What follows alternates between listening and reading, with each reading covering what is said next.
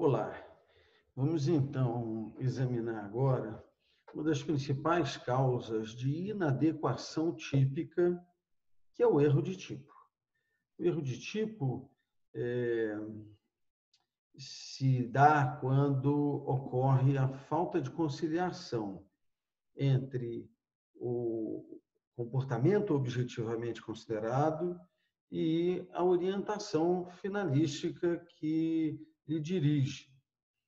Numa simplificação, nós poderíamos dizer que o erro de tipo é quando o que o indivíduo pensa não se concilia com aquilo que ele efetivamente faz.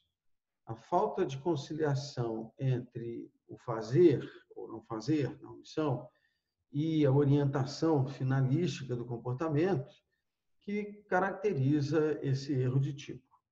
Mas vamos examinar isso melhor com uma referência da lei, quais são os efeitos que o erro de tipo, então, produz. E a conversa deve começar identificando essas premissas. Uma hipótese de erro de tipo traduz a falta de conciliação entre os planos objetivo e subjetivo do tipo. Objetivamente, a conduta que se examina se adequa perfeitamente à descrição do tipo incriminador. Nós podemos dizer, então, que há uma tipicidade objetiva perfeita. No entanto, a orientação finalística daquele indivíduo não se concilia com essa manifestação de comportamento. Então, nós teríamos uma tipicidade subjetiva imperfeita. O que o indivíduo faz não é exatamente aquilo que ele tinha em mente quando estava realizando o comportamento. Bem, a primeira ideia que nós temos é que isso acontece em crimes culposos, quer dizer, o indivíduo acaba fazendo alguma coisa sem querer fazer. Não é bem esse o caso. Na verdade, nós temos tipos que são, digamos assim, complexos na sua definição dos requisitos, e essa falta de conciliação se dá em relação a um ou alguns desses requisitos típicos, de maneira que o indivíduo acaba não tendo a compreensão do fato que realiza, do comportamento que realiza, e não se apresenta aquela descrição do crime, porque, embora haja uma realização da conduta conforme o tipo, a orientação subjetiva não está presente, não satisfaz as exigências do tipo. E nós podemos dizer que essa é uma hipótese de erro de representação. O que isso quer dizer? Na medida em que o indivíduo examina a realidade na qual está inserida e registra na sua mente esses elementos da realidade, ele representa ou ele registra mal, e nós então encontramos um erro nessa compreensão do que está acontecendo.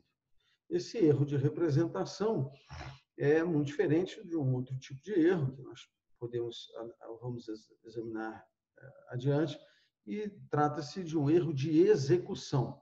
No erro de execução, o indivíduo compreende bem a realidade, mas na dinâmica do seu movimento, ele acaba atingindo pessoas que ele não queria, realizando mudanças na natureza que ele não tinha a intenção de realizar. Então, o que nós vamos examinar hoje trata-se de um erro de representação, ou seja, de compreensão que o indivíduo tem no que diz respeito ao comportamento que está realizando.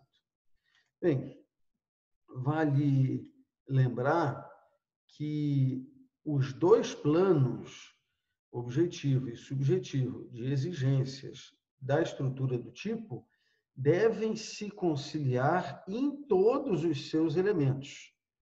No plano objetivo, nós vemos, então, o que o indivíduo objetivamente realiza na sua conduta, por meio da sua conduta.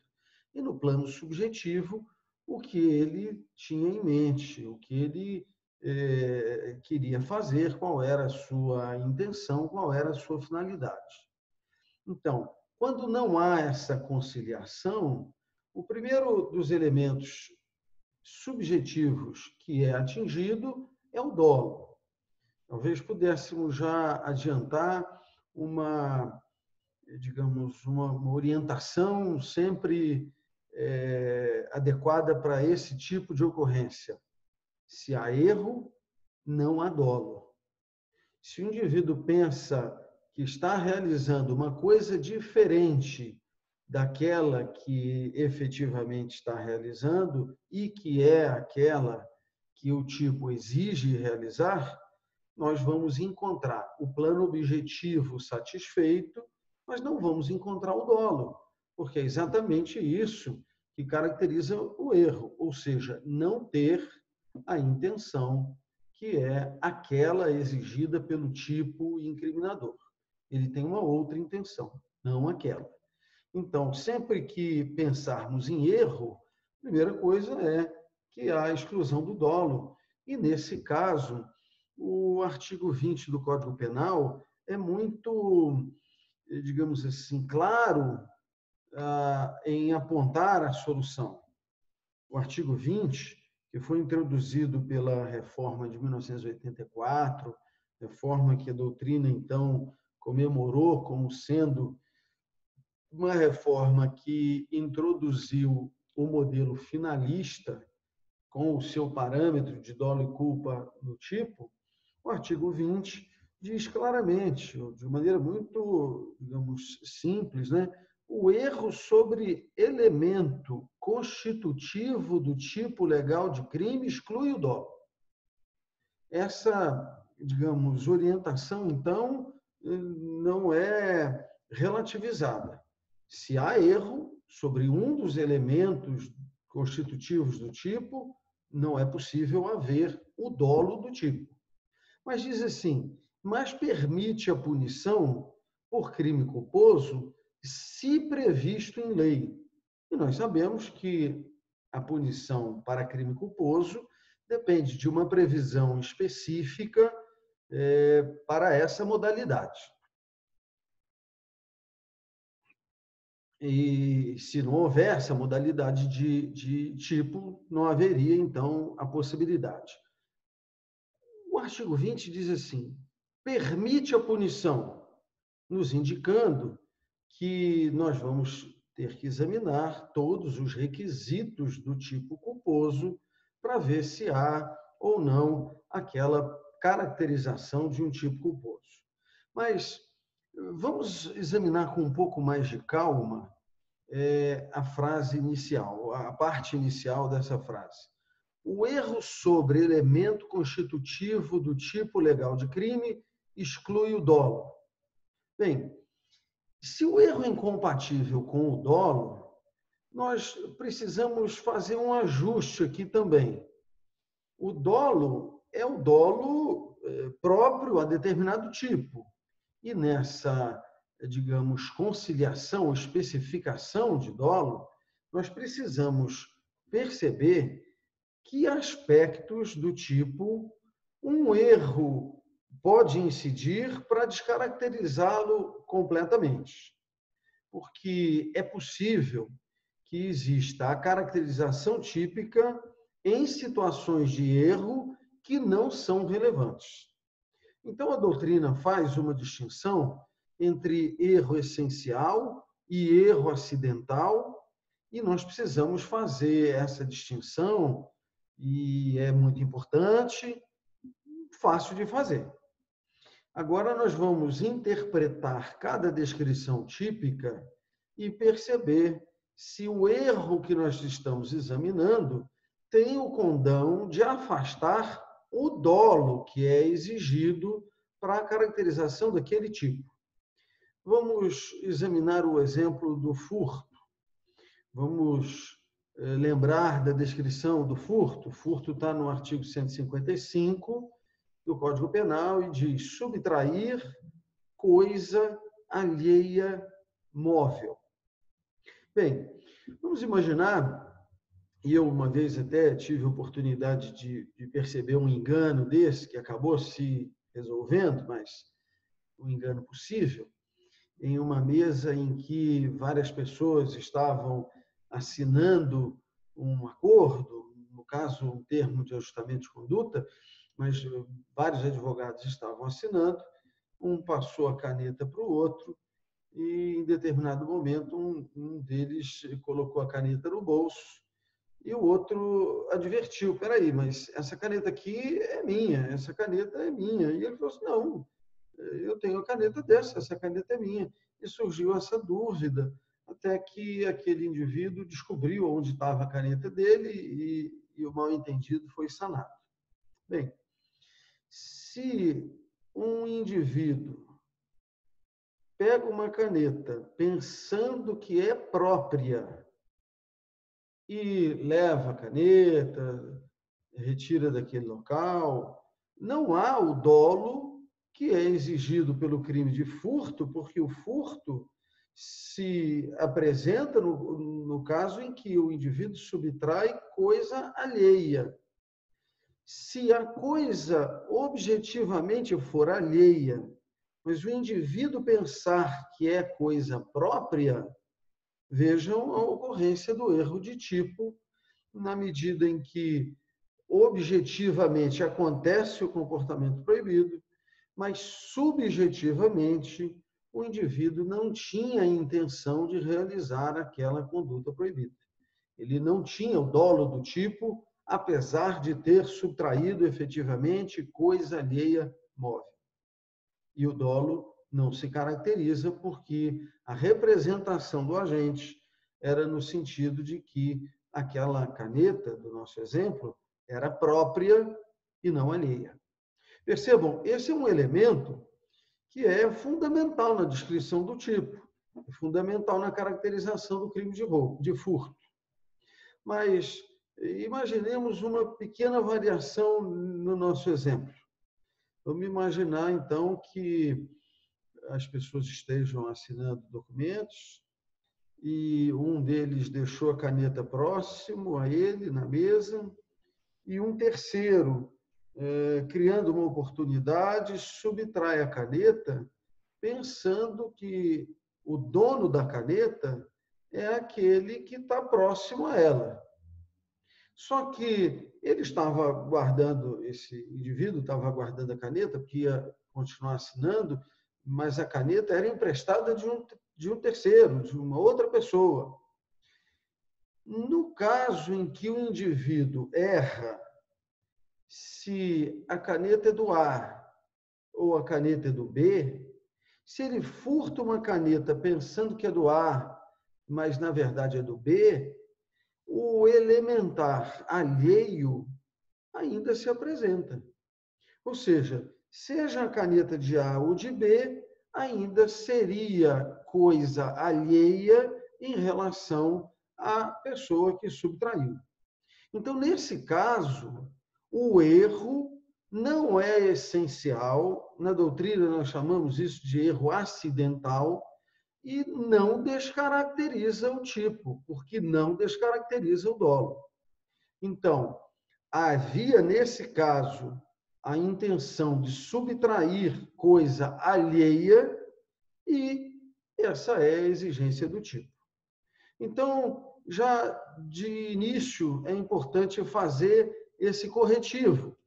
Quer dizer, se o artigo 20 diz que o erro sobre o elemento constitutivo do tipo exclui o dolo, nós vamos ter que entender que exclui o dolo desde que o erro incida sobre um elemento constitutivo que efetivamente possa trazer essa ausência de conciliação. O erro sobre a situação fática nem sempre descaracteriza o tipo. Bem, em seguida, nós temos a definição, a orientação, né, do artigo 20, dizendo, mas permite a punição por crime culposo se previsto em lei. E nesse caso específico do furto da caneta, nós não temos a previsão para furto culposo. Então, nesse exemplo, em que o indivíduo pensasse que estava levando a caneta própria e, na verdade, estava levando a caneta alheia, ainda que o erro pudesse ser evitado, nós não teríamos como punir por crime culposo, porque não há previsão em lei. Bem, essa referência do artigo 20 é uma referência muito importante, ela está clara, é fácil trabalhar com essas questões. Talvez valesse a pena fazer um alerta para os casos em que nós temos elementos normativos. Elementos normativos, como, por exemplo, eu já mencionei, no artigo 60 da Lei de Crimes Ambientais, a Lei 9.605. A Lei 9.605, então, estabelece um crime para a realização do empreendimento potencialmente poluidor. E o tipo é complexo, porque ele é rico em elementos normativos. Nós já examinamos, vamos encontrar um aqui. O indivíduo construiu determinado imóvel, fazendo, então, uma atividade que ele não percebe ser potencialmente poluidor. Esse é um elemento normativo do tipo que facilita a ocorrência do erro. É sobre elementos assim que nós temos que ter uma maior preocupação. O indivíduo sabe que está construindo, mas não compreende que está construindo alguma coisa potencialmente poluidora, ou a sua atividade é potencialmente poluidora, e ele precisa, então, de uma licença ou uma autorização dos órgãos ambientais competentes. Esse também é um tipo que permite examinar a variação a possibilidade ampliada de erros, né? E talvez ele entendesse, no nosso exemplo, que a obra dele era potencialmente poluidora e ele pediu uma autorização em determinado órgão, só que o órgão que ele pediu não era o órgão ambiental competente. Ele pediu para o órgão errado. E percebam que quando o Estado acaba oferecendo essas autorizações antes de examinar o conjunto de exigências, ou seja, que todos os órgãos de todas as áreas envolvidas sejam, então, demandados para que haja uma autorização, e uma autorização com a avaliação de todos eles, é muito fácil do indivíduo errar, porque ele recebeu uma autorização do Estado, só que não era aquela, ou não era só aquela. E aí percebam como o tipo apresenta uma complexidade que facilita a ocorrência do erro.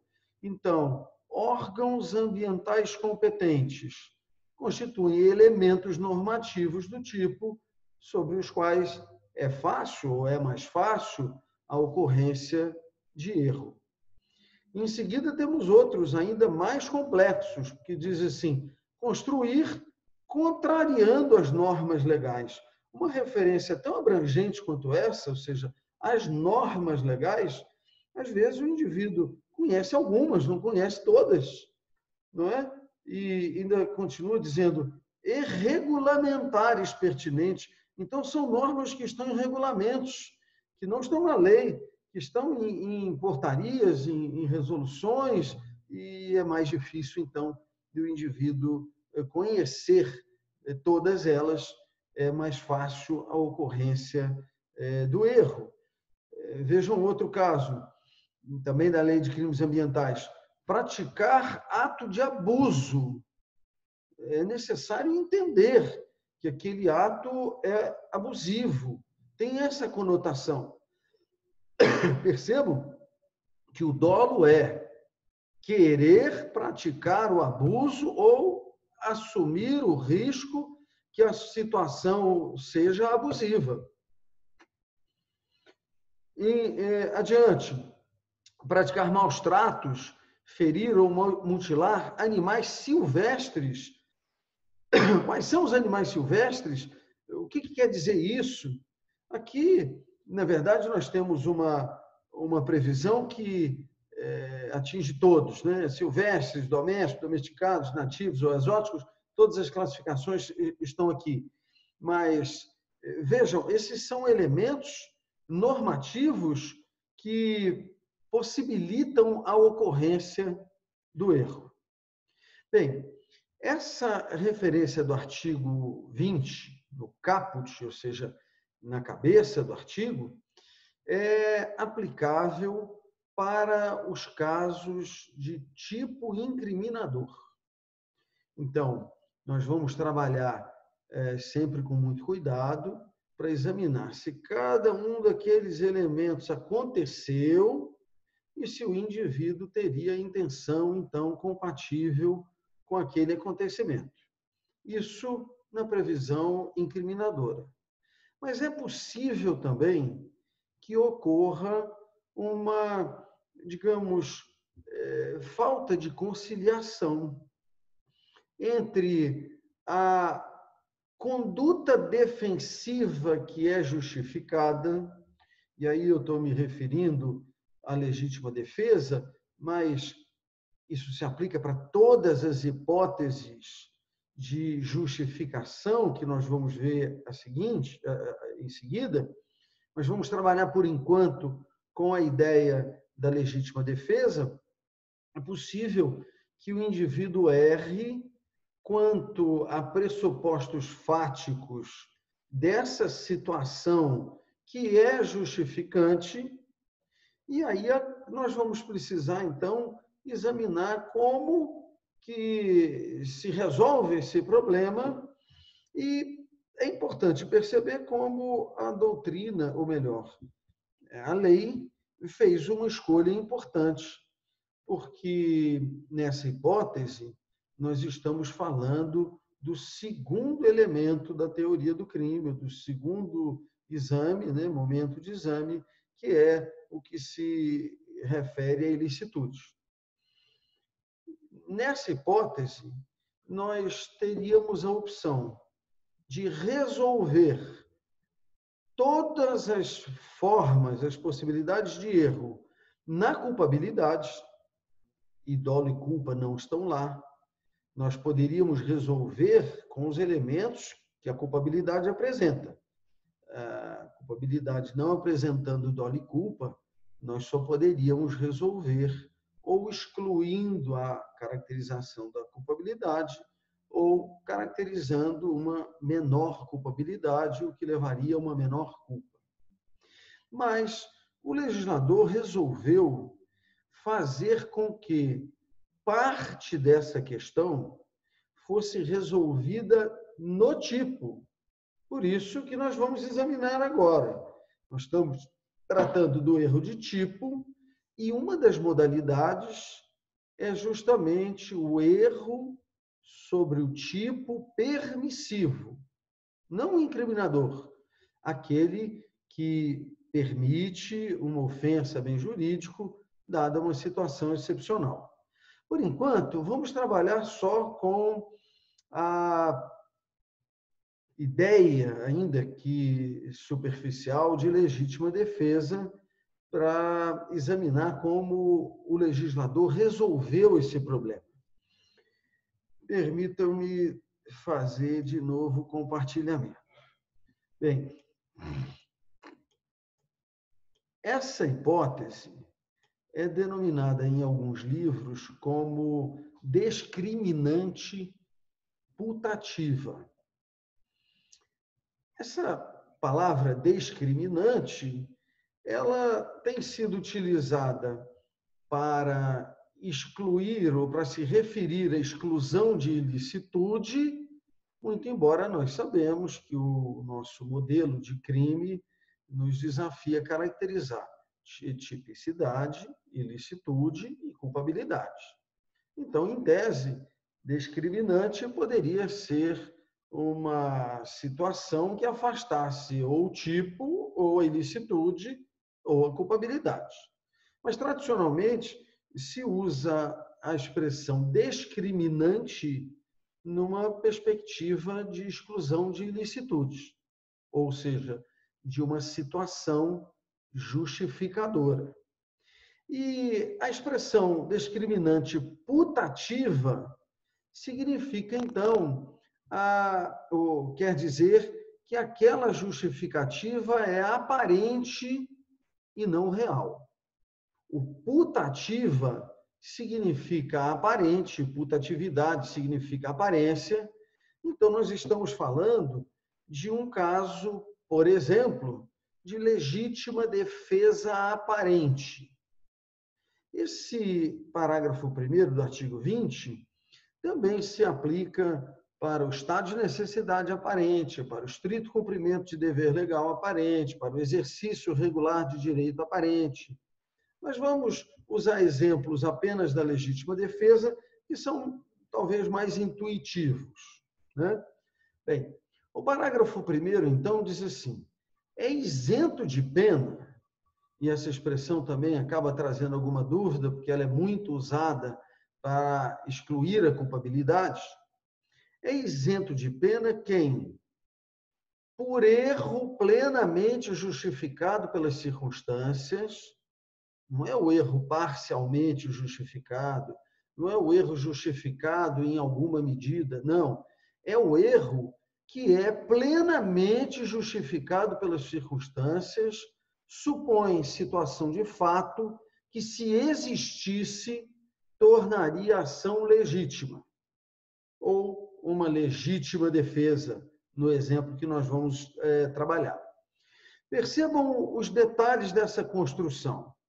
Quando o artigo determina a isenção de pena, ele reafirma que não há punição nem por crime doloso e nem por crime culposo. Mas qual é a situação em que isso pode acontecer? Apenas quando o erro é plenamente justificado pelas circunstâncias. E nessa situação, nós temos que o erro é incompatível com o dolo. E se as circunstâncias justificam plenamente, significa que também não há culpa.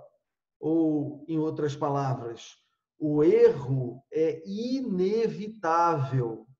Não havia cuidado a se tomar para evitar o erro. O erro é inevitável, não permite a caracterização da culpa. Então, a primeira parte desse dispositivo diz que não há nem punição por dolo, nem punição por culpa, na situação em que o sujeito erra de maneira invencível sobre uma situação de fato que, se existisse, tornaria a ação legítima. Perfeito. O próximo aspecto importante para observar é que aqui o legislador faz uma distinção muito importante para as hipóteses de erro. E eu peço a todos que sublinhem no código supõe situação de fato. Porque é possível que o erro ocorra não sobre a situação de fato, mas sobre a existência de uma lei que permite uma ação qualquer, ou sobre a extensão dessa lei que permite uma determinada ação de defesa, e não é disso que se trata. Aqui, resolvendo no erro de tipo, nós temos apenas a possibilidade do erro que incide sobre uma situação de fato. Vamos exemplificar, isso deve ficar mais claro. Na legítima defesa, todos têm mais ou menos uma ideia de que o indivíduo é autorizado pelo Estado a se defender e, se ele não extrapola esses limites da necessidade de defesa, o que ele acabar produzindo de dano é então justificado. Ele pode matar alguém e isso ser justificado na medida em que seja necessário para preservar a própria vida. Ótimo. Com essa premissa mínima estabelecida, vamos imaginar, então, que dois desafetos muito, digamos, intensos, né? Talvez até seria interessante acrescentar no exemplo promessas de morte, promessas de vingança, de homicídio, etc. Dois indivíduos assim, então, encontram-se em determinado local talvez não muito movimentado de pessoas, e um deles põe a mão no interior de um casaco, na roupa, e o outro pensa que haveria, então, digamos, o início de uma agressão. O indivíduo iria pegar uma arma embaixo do casaco e, antes que ele sacasse a arma, então, aquela pessoa que errou sobre existir ou não existir uma agressão, se o seu desafeto vai pegar uma arma, um objeto inofensivo, esse indivíduo que erra, então, faz uma ação de defesa contra uma agressão que ele pensa ser iminente, e o artigo 25 permite essa defesa de agressão que ainda não começou, mas está prestes a acontecer, e aí ele acaba efetuando um disparo de arma de fogo que acerta a vítima, e depois descobre-se que ele não tinha arma nenhuma, que ele não iria agredir. Nessa situação, nós temos um erro sobre o fato de um indivíduo estar ou não pegando uma arma para iniciar uma agressão. São erros dessa natureza que o parágrafo 1º do artigo 20 oferece solução. E aí, é claro, nesse exemplo que eu já delineei, se ele poderia esperar mais um pouco ou não, se aquele movimento levava a crer que era, de fato, uma agressão e não se poderia esperar um pouco para ter certeza, enfim, essas são questões que vão ser analisadas quando se examina se o erro é ou não plenamente justificado pelas circunstâncias. Então, o legislador não podia dizer mais do que isso. Ele nos remete a examinar cada detalhe daquela situação de fato, perceber o contexto e, é claro, se nós temos informações para esse caso de que haviam ameaças, de que circulava a notícia de que um ia matar o outro, e etc., isso ajuda, então, a interpretar a situação de fato para dizer se sobre ela o indivíduo poderia evitar ou não poderia evitar o erro. Chegando à conclusão que o erro era plenamente justificado pelas circunstâncias, o erro, então, exclui o dolo e também exclui a culpa. E, por isso, é isento de pena aquele indivíduo. Mas continua, então, o artigo dizendo assim: não há isenção de pena quando o erro deriva de culpa e o fato é punível como crime culposo. Ora, se o erro deriva de culpa, o que nós precisamos constatar, então, constatar argumentativamente, né? Não é um exame, digamos, biológico, né, ou de química, em que nós constatamos uma situação absolutamente, digamos, definida, mas a nossa interpretação é que vai resolver esse problema. Se nós entendermos que o sujeito poderia, com uma certa dose de cuidado, evitar o erro, aquela hipótese inicial está afastada, o erro é incompatível com dolo, nós vamos, então, verificar a possibilidade da punição por culpa. Diz a segunda frase, não há isenção de pena quando o erro deriva de culpa. E o segundo requisito, o fato é punível como crime culposo. Nessa hipótese, percebam que nós somos desafiados a examinar outra vez os requisitos do crime culposo. O fato não vai ser sempre punível como crime culposo. Depende se todos aqueles requisitos do fato culposo estão ali presentes. Se não havia previsibilidade, por exemplo, e a previsibilidade pode ser afastada por estados emocionais muito intensos, né?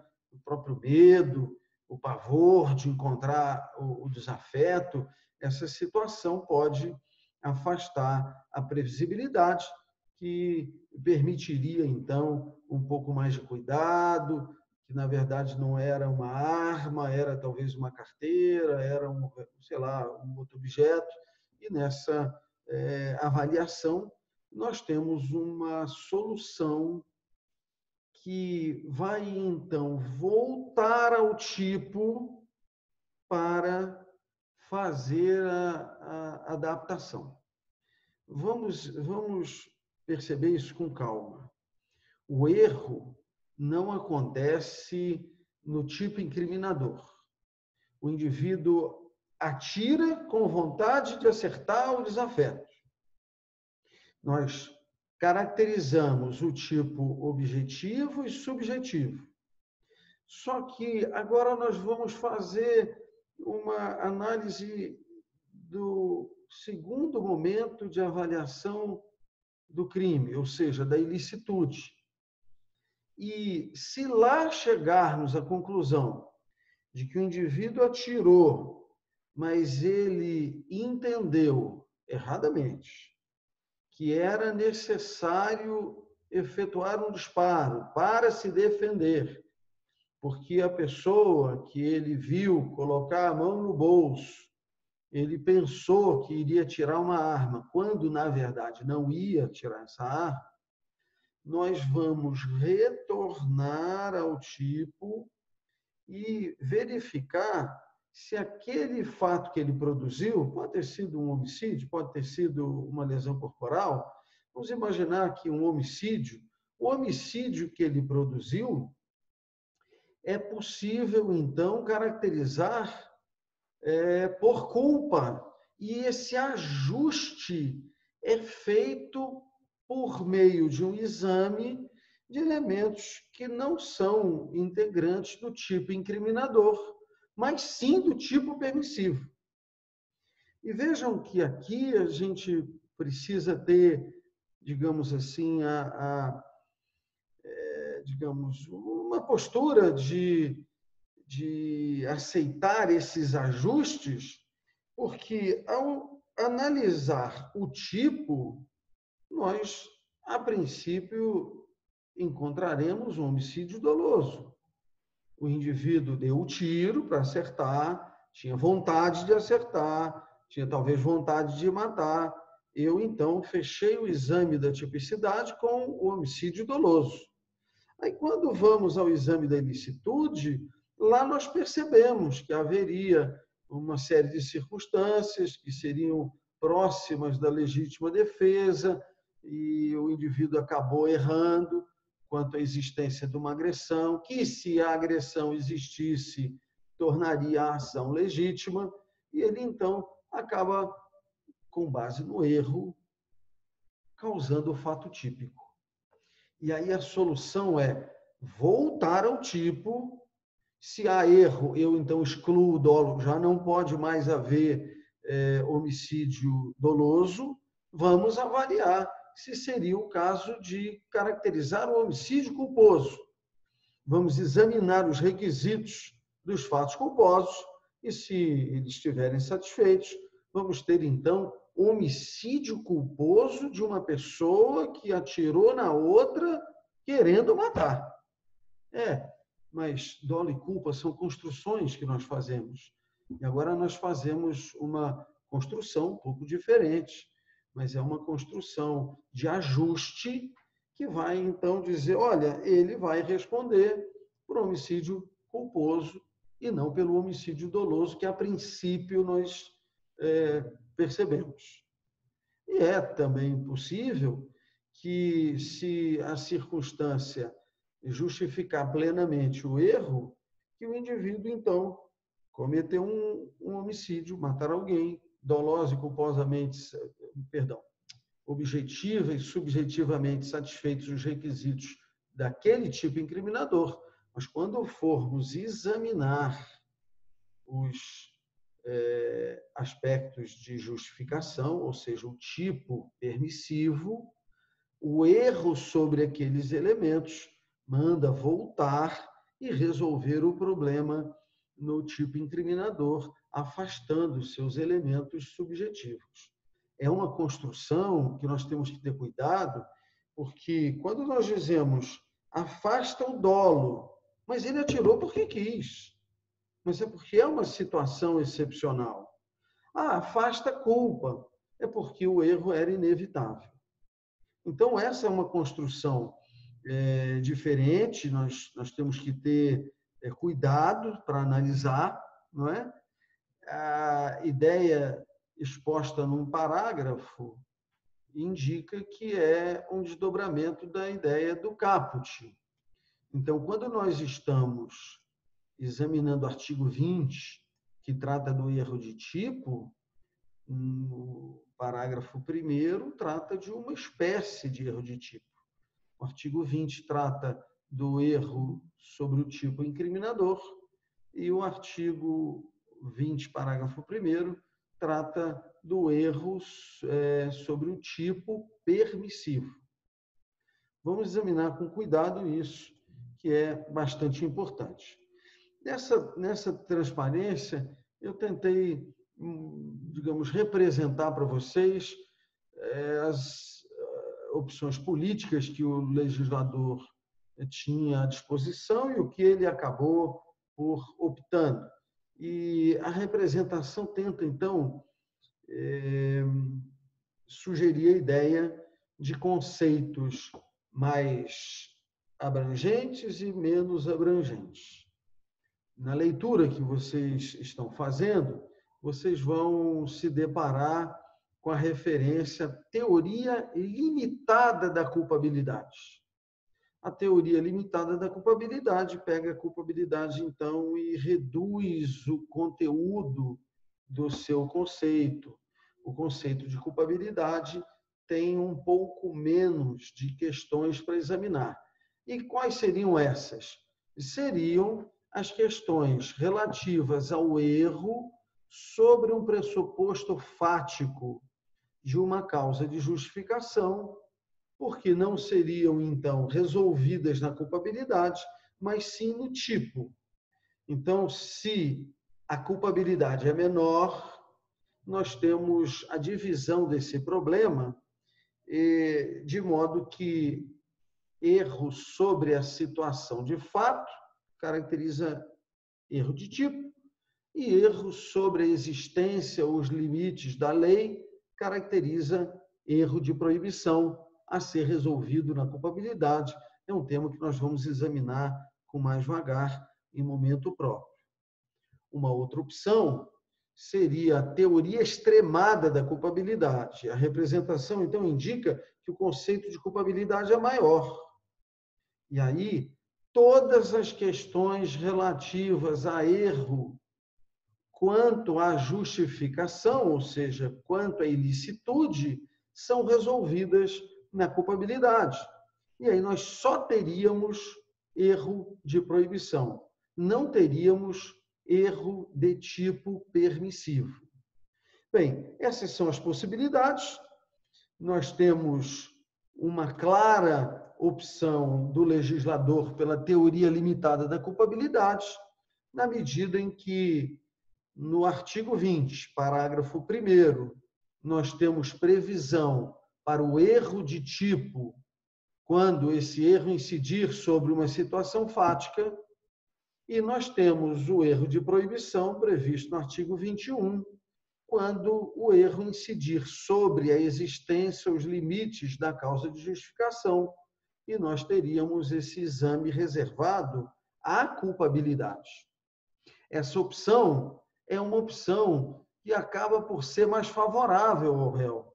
E isso é importante perceber, porque quando nós resolvemos questões na tipicidade, é possível que aquele crime que nós estamos examinando não tenha aquela previsão excepcional da modalidade culposa. Se não tiver a modalidade culposa prevista em lei, o mais grosseiro dos erros será, então, um fato atípico, porque não se poderá punir por dolo e também não se poderá punir por culpa diante da ausência da previsão legal. Se o legislador optasse por resolver todas as questões na culpabilidade, nós teríamos sempre um erro vencível, levando a uma diminuição de pena, mas a aplicação de uma pena, ainda que fosse reduzida. Então, o legislador optou pela teoria limitada da culpabilidade. Como é que nós percebemos isso? Pela conformação do parágrafo 1º do artigo 20, que trata do erro que incide sobre as situações de fato, os pressupostos fáticos de uma causa de justificação, e o artigo 21, que trata, então, do erro de proibição, que é um assunto que nós vamos examinar com calma em outro momento, é um erro que é examinado na culpabilidade. Ok? Bem, então é importante perceber que nós ainda temos uma questão importante do erro de tipo, que trata exatamente, deixa bem claro, as hipóteses de erro inessencial.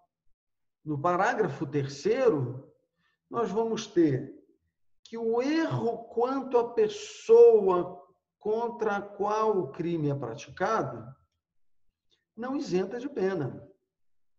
Mas não se consideram, nesse caso, as condições ou qualidades da vítima, senão as da pessoa contra quem o agente queria praticar o crime. O agente aqui, de novo, o sujeito, né?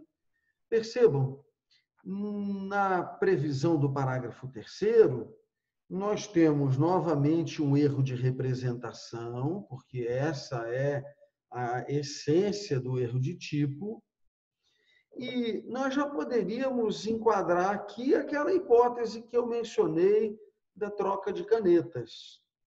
Quando o indivíduo pensa que está subtraindo a caneta de A, quando, na verdade, ele está subtraindo a caneta de B, sendo A ou B alheios em relação a ele, quer dizer, outras pessoas, o essencial do crime de furto se preserva.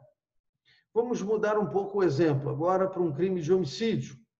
Vamos imaginar que uma pessoa veja um vulto, uma outra pessoa se movimentando num local escuro, e ela então pense que é um desafeto. E aí efetua um disparo de arma de fogo, acerta. O nosso problema aqui não é a execução. O erro de execução, que está lá no artigo 73, tem uma solução idêntica, mas é uma outra espécie de erro. Então, o sujeito visualiza uma pessoa, pensa, representa que aquela pessoa seria o A, efetua o disparo de arma de fogo, acerta.